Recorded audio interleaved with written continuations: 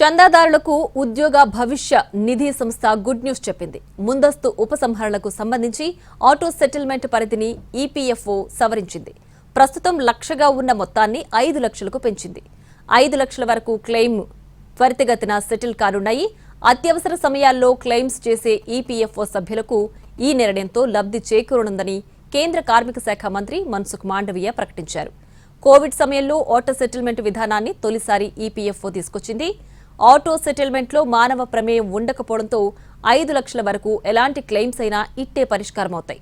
Auto settlement అనేది IT వ్యవస్థతో పనిచేస్తుంది. అర్హత ఉండి కేవైసీ, బ్యాంక్ వ్యాలిడేషన్ పూర్తయినట్లయితే ఐటీ టూల్స్ పేమెంట్ను ఆటోమేటిక్గా ప్రాసెస్ చేస్తాయి. దీనివల్ల క్లెయిమ్ సెటిల్మెంట్ సమయం అనేది 10 రోజుల నుంచి 3-4 రోజులకు తగ్గనుంది.